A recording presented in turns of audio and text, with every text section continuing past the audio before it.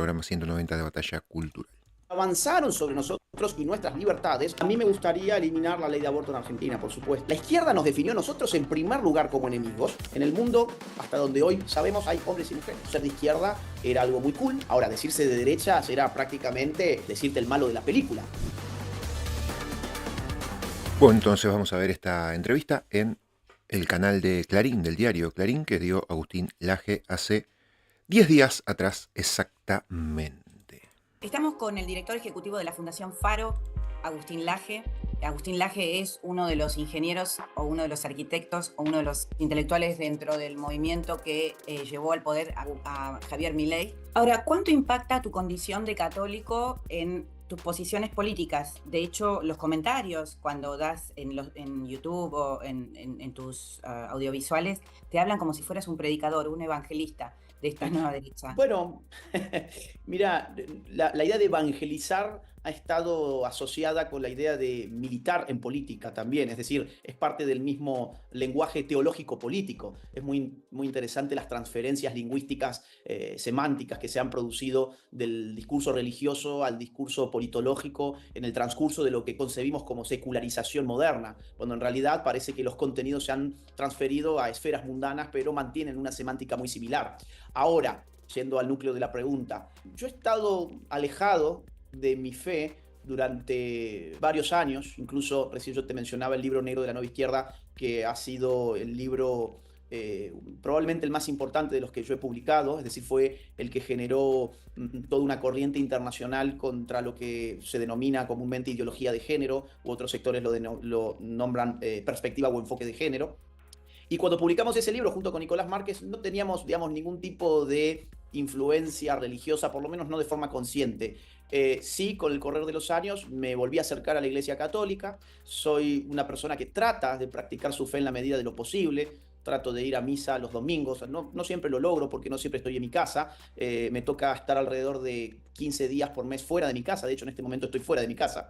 Y bueno, eso a veces imposibilita que uno pueda cumplir con algunas exigencias mínimas, como ir a la iglesia una vez por semana. Lo cierto es que trato de hacerlo, trato de confesarme alguna vez por año. Y bueno, no tengo mucha más práctica religiosa que esa. Ahora, mis textos y mi pensamiento político no tienen relación, o por lo menos yo no lo pongo en relación con mis creencias religiosas. No lo he hecho ni antes ni después de volver a reencontrarme con mi fe. Por eso en mis textos en realidad uno no encuentra ningún tipo de cita bíblica, a menos que yo le encuentre un sentido político a esa cita. Es toda la condición, ¿no? Porque, a ver, las posiciones quizás con el tema de la familia, del aborto, de la natalidad, que después vamos a volver sobre eso, tiene mucho de religiosos, pero no solo de católicos, sino con parecidos a otras religiones, ¿no? El hecho de la reproducción y la familia están enganchadas, ¿no? Entonces, parecieran textos religiosos, aunque llevados a la política. Sí, a ver, serían textos religiosos si su fundamentación fuera religiosa, pero no lo es. Y además una persona para estar en contra del aborto no necesita creer en Dios. A ver, yo no hago una militancia, por ejemplo, contra la masturbación. Y vos podrías decirme, bueno, pero es que la masturbación es pecaminosa también según la Iglesia Católica. ¿Por qué no has escrito un libro contra la masturbación? Bueno, porque no encuentro que en la masturbación haya una violación de derechos fundamentales. En cambio, en el aborto encuentro que sí hay una violación de derechos fundamentales. El más importante de todos, que es la condición orgánica de la existencia de derechos ulteriores, o sea, el derecho a vivir. Con lo cual, con ese ejemplo, creo que es bastante claro que lo mío no es una cruzada religiosa, no estoy trabajando sobre la noción de pecado, sino sobre una noción político-jurídica como es la de derecho. Muchos de los discursos y el afecto que te dedica Javier Milei tienen base en tu prédica. ¿Vos trabajás, por ejemplo, trabajaste en los discursos del de Davos o de la Asamblea General de Naciones Unidas? No. Eso es Santiago Caputo. Mirá, no sé quién es, pero sí que me dio bastante gracia el nivel de seguridad con que los medios de comunicación afirmaban que yo había sido quien había redactado esos discursos. El día que yo redacte un discurso vos te vas a dar cuenta porque yo suelo apelar a autores.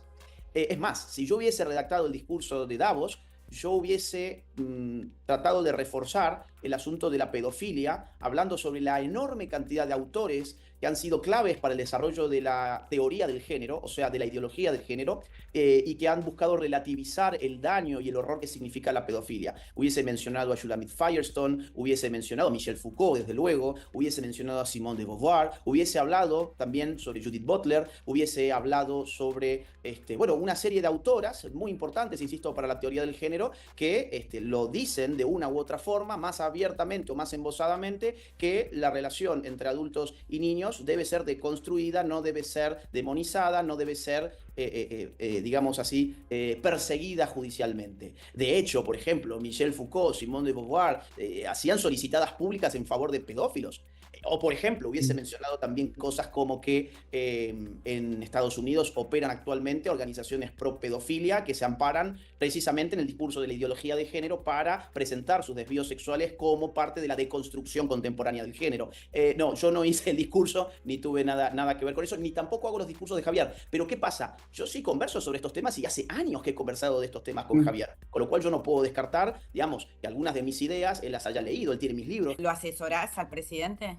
No, es mucho decir eso, es mucho. Yo puedo conversar con él sobre distintos temas, dentro de los cuales además yo trabajo, que son temas filosóficos, temas culturales, temas politológicos. Por ejemplo, en temas económicos, yo escucho a Javier, no hablo con él de economía, o temas, digamos, de lo que es el manejo de la política práctica, pues yo tampoco estoy metido en esos ámbitos. Yo lo único que te puedo decir, él tiene mis libros, porque cada vez que yo publico uno se lo envío, pero esto desde hace mucho tiempo, esto no es algo nuevo, y cada vez que nos juntamos, que es ocasionalmente, siempre salen algunos de estos temas, claro. Hemos hablado algunas veces sobre el tema aborto, por ejemplo, el tema feminismo, el tema inmigración, temas culturales, temas de posmarxismo y cosas por el estilo.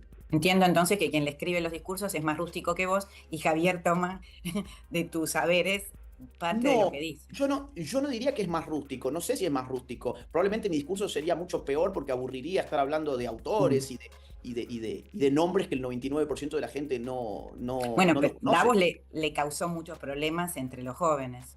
Vos sabés que no sé si le causó tantos problemas como se supone. De hecho, Tuvo una las marcha. encuestas de opinión que salieron a la luz pública después de la marcha LGBT mostraron que perdieron la pulseada. Mostraron que la gente no había sido impactada negativamente por su discurso. Yo creo sinceramente que esto fue más un ruido mediático donde obviamente hay sectores muy militantes, muy ruidosos, sectores LGBT, sectores feministas que tienen un poder de lobby muy importante, una llegada a medios de comunicación muy fuerte, que instalaron una sensación de que esto había molestado a los argentinos. Yo, por las encuestas que vi a posteriori, te puedo decir que no creo que eso haya tenido ningún impacto, digamos, en términos políticos. Además, te digo algo más, Javier Milei fue el candidato más votado en el año 2023 por los jóvenes, y el discurso de Javier Milei en realidad siempre fue el mismo que dijo en Davos. No hubo en realidad nada nuevo en Davos. Él ya había hablado en un montón Bueno, de pero entrevistas. generó una marcha de repudio. Sí, una marcha de sectores que nunca lo han votado ni nunca lo votarán, que son sectores progresistas. Pero todo lo que él dijo en Davos, en realidad, ya lo había dicho. Incluso él había hablado contra el feminismo, por ejemplo, en los debates televisados, que lo vio mucha más gente que lo de Davos. Los debates para la candidatura presidencial, él habló y dijo claramente, por ejemplo, que iba a cerrar el Ministerio de la Mujer y del Género. O, por ejemplo, dijo que estaba en contra del aborto. O, por ejemplo, dijo también que estaba en contra de la ideología de género. Nadie puede alegar en Argentina de que no conocía que Javier Milei era un opositor a estas líneas progresistas. Cuando la nueva derecha llega al poder, empieza a desfinanciar todos aquellos dispositivos de destrucción cultural que las izquierdas avanzaban en los países donde gobernaban. Un ejemplo, la carta USAID. Mirá lo que pasó recientemente con el escándalo USAID, donde se veía como USAID utilizaba su dinero para esparcir ideologías y proyectos woke en otros países, cuando vos tenés también dentro de Estados Unidos todo un financiamiento universitario. Por ejemplo, en Harvard también acaba de haber un gran escándalo entre Donald Trump y Harvard, porque Harvard se ha dedicado los últimos años a meter anti-americanismo, anti-norteamericanismo en las cabezas de los jóvenes. Hoy uno va a una de las universidades de Estados Unidos, incluso la de los rankings, las que están en los más altos puestos, y vas a ver que en general hay un nivel de politización autoflagelante que asusta. Se queman banderas norteamericanas, por ejemplo, en las universidades de los Estados Unidos. Se les enseña una versión de la historia donde el norteamericano ha sido prácticamente el cáncer del mundo entero. Bueno, esos son algunos ejemplos de cómo cuando la izquierda llega al poder avanza ese tipo de ideologías, cuando la derecha llega al poder trata de desactivarlas o por lo menos quitarles el financiamiento. Te voy a poner un ejemplo. Yo he tenido que cancelar conferencias porque grupos de gente que odia lo que yo pienso, se le ocurre llamar a la policía y denunciar que hay bombas puestas en el teatro donde yo voy a hablar. O por ejemplo, yo he dado conferencias en Buenos Aires donde han venido grupos de feministas a arrojarme baldes con pintura, mientras estoy hablando y dando una conferencia. Yo he dado conferencias donde han irrumpido grupos de izquierdas y han agarrado mis libros que estaban a la venta para el público y los han destrozado, los han vandalizado. Yo he estado dando conferencias donde incluso han quemado libros míos, hace pocos años. Es más, te digo más, Natalia, ni siquiera en términos de dictadura, la dictadura más longeva, la más longeva de todo el continente, es la castrista, es una dictadura no de derechas, de izquierdas. Y sin embargo, Fidel Castro, en nuestro país, ha sido ampliamente idolatrado. Fidel Castro ha sido mucho peor que Pinochet, por ejemplo. Y vos en Argentina podés reivindicar a Fidel Castro, pero si llegás a decir algo que huela favorable a Pinochet, vas a tener un problema gravísimo. Si vos das clase en una universidad y decís, por ejemplo, que Fidel Castro es de los hombres más grandiosos que ha dado el continente en el siglo XX, no vas a tener ningún problema. Si vos decís en la universidad que Pinochet creó o llevó adelante un sistema económico que fue beneficioso para el bolsillo del chileno, te van a echar de la universidad. ¿Pero vos te sentís parte de la nueva derecha? Sí, claro, claro. Es decir, yo cuando escribí el libro La batalla cultural le puse como subtítulo Reflexiones críticas para una nueva derecha, porque Sí. en mi cabeza había que fundar una nueva derecha y había que llamarle derecha. Había que llamarle derecha. Y esto era fundamental para quitarle ese sentimiento vergonzante que ha tenido durante mucho tiempo la derecha. Durante mucho tiempo ser de izquierda era algo muy cool, es decir, cualquiera que se dijera de izquierda no iba a tener ningún tipo de problema ni en la universidad, ni con los amigos, ni en los contextos que fueran. Ahora, decirse de derecha era prácticamente, digamos, decirte el malo de la película. Esto ha sido así, yo lo he vivido en la universidad, yo lo he vivido en el colegio, yo lo he vivido en los más variados contextos. Eso es lo que en este momento está cambiando y es lo que yo he tratado de empujar modestamente a través de libros, a través de conferencias, a través de muchas giras y a través de las redes sociales. Pero por momentos pareciera que esa energía que ustedes tienen y esa agresividad son hijos de esas frustraciones, de los excesos precisamente de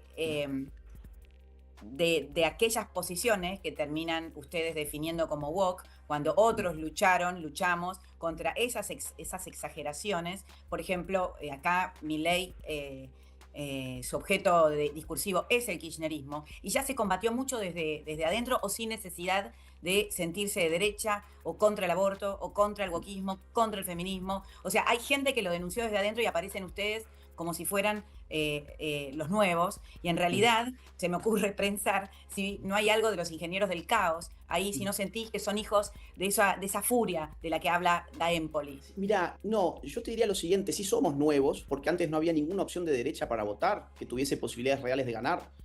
Es decir, desde que yo tengo memoria, yo tengo 36 años hoy, yo nunca tuve ninguna opción de derecha para votar.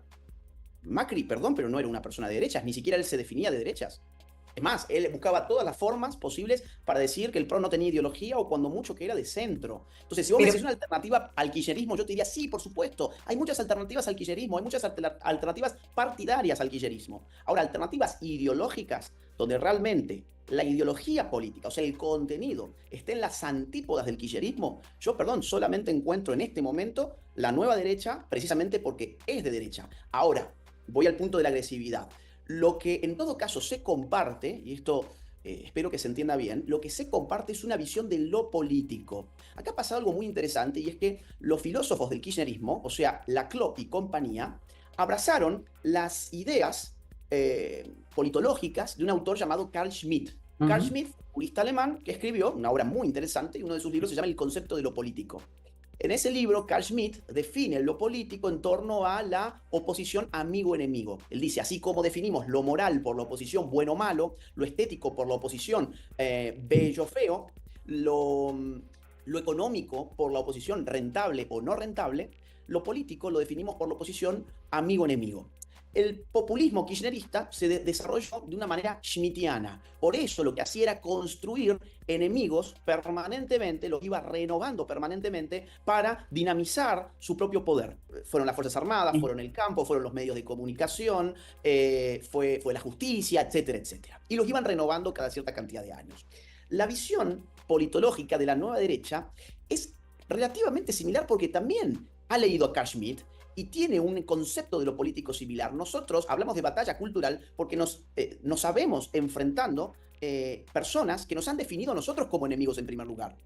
La izquierda nos definió a nosotros en primer lugar como enemigos y avanzaron sobre nosotros y nuestras libertades durante prácticamente 2 décadas en este país. Entonces, ahora pedirnos a nosotros que no tengamos una mirada schmittiana frente a la política simplemente porque tenemos el poder es absurdo. ¿Por qué? Porque no funciona. Pero ustedes también caen en la contradicción de amigo-enemigo. Es que no es una contradicción, es una concepción. Zurdo, comunista, murió Kicillof, murió Macri. Es también esa lógica. No, a ver. Macri ha fallecido. No. Es la misma lógica. No, yo lo que dije fue el pro ha muerto. Mi tweet es el pro ha muerto, pero es una muerte política. Es una muerte política. Supuesto, Claro, por pero supuesto. a ver, ha muerto políticamente. Abortera feminazi, porque eso es otra cosa también, que quiero ir a las redes. Una cosa es el Agustín Laje en una conferencia y otra cosa es el Agustín Laje con el gordo Dan en las tribunas de las redes sociales. Mira, Marshall McLuhan fue uno de los grandes teóricos de medios del siglo pasado, la segunda mitad sobre todo. Tenía una frase que hizo historia.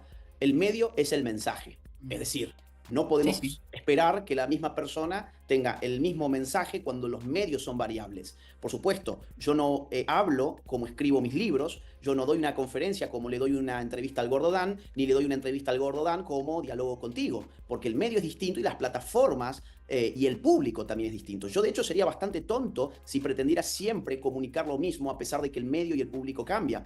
Yo lo hago de manera estratégica, a sabiendas, de manera consciente. Mis libros son muy distintos, por ejemplo, de mis videos de YouTube. Y hay gente que ve mis videos de YouTube y dice, me voy a comprar el libro. Después se encuentra que en el libro hay un lenguaje totalmente distinto, una bibliografía también bastante distinta, unas ideas que no estaban en los videos. Entonces, yo creo que esto es bastante normal en realidad. El discurso de las fuerzas del cielo es sumamente violenta contra ciertas inclinaciones homosexuales, de género, de color de piel, de grupos étnicos, aunque no lo parezcas vos. Eso es lo que resulta en redes. Ahora, ¿vos proponés cambiar la ley de matrimonio igualitario, eliminar la ley de aborto en la Argentina? ¿Es algo que a vos te gustaría ver? A mí me gustaría eliminar la ley de aborto en Argentina, por supuesto. Soy plenamente consciente de que no hay músculo legislativo en este momento. Aclaro también por las dudas de que yo no soy funcionario de la Libertad Avanza, de este gobierno, no tengo ningún cargo, no tengo ningún poder para decidir esto. Para vos como para Trump hay hombres y mujeres en el mundo. Bueno, no solamente para mí, para Trump, es que creo que para la configuración biológica humana hay hombres y mujeres en el mundo. No conozco otro sexo en el mundo, la verdad. No, nuestra especie humana no tiene otro sexo. Hay hombre y mujer.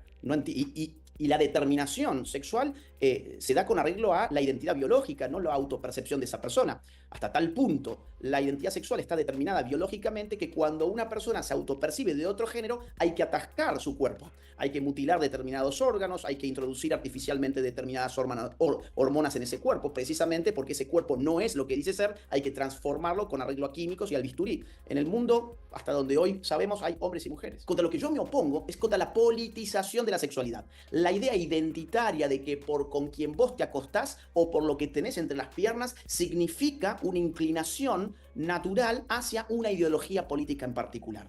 De hecho, hay grupos homosexuales que se han liberado de esas cadenas identitarias en términos políticos y hoy apoyan abiertamente a Javier Milei, a Donald Trump, incluso en España a Vox.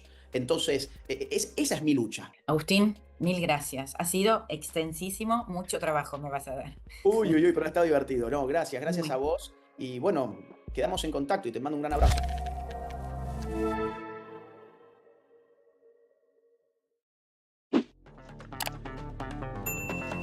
Bueno, hasta ahí la entrevista de Agustín Laje en Diario Clarín, en el canal de YouTube de Clarín, que con esa periodista hace poco en TN tuvo un cruce y un debate fuerte, no sé si lo recordarán, pero ya lo hemos visto unos programas atrás, y han quedado shorts de estos. De hecho, justo hace pocos días vi que me saltó como recomendación ver ese short de la domada que le había pegado a Agustín Laje a esta periodista. Bueno, debe ser que después de ahí no hubo rencores y simplemente fue un cruce televisivo y bueno, Agustín Laje accedió a dar esta entrevista. Bueno, señores y señores, hasta acá con el programa de hoy. Ya son más de las 6 acá en Argentina, de la mañana, 6 de la mañana. Me voy a dormir, me voy a descansar. Hace mucho frío, de hecho creo que está helando en estos momentos. La temperatura debe ser muy baja, estamos pasando por los climas y las temperaturas más bajas del año. y eso se nota. En este momento 3 grados barra 2. Bueno, no sé si llegará a helar con esa temperatura, pero está muy muy frío y estoy en una zona de Argentina bastante húmeda, yo en lo particular. Abrazo grande para todos, cuídense, gracias por estar. Cualquier cosa lo tienen en la descripción de este video, si quieren sumarse a Patreon, colaborar con mensajes en Seneca, lo que sea. Y nos vemos en la próxima oportunidad en el programa 191.